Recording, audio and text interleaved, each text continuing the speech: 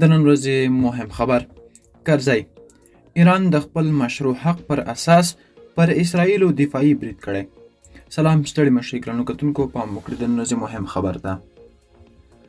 پخواني ولسمشر حامد کرزي پر اسرائیل د ایران برید ملاتړ وکړ او هغه یې د ایران د مشروع حق پر اساس سم بللی دی.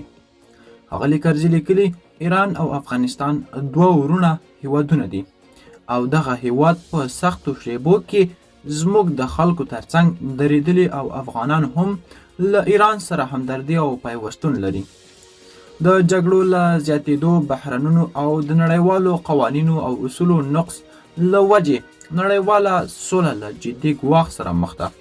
اسرائیلو په دمشق کې د همدې نړیوالو اصولو او قوانینو په نقضولو د ایران کنسلګرۍ نښه کړه چې په ځواب کې ایران د خپل دفاع مشروع حق څخه استفاده وکړه.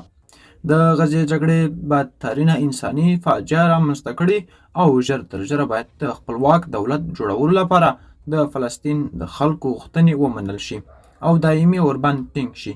نو کتونکو دا و د نن ورځې چمتو کلی خبر. تر بیا ښه وخت، ښې چارې.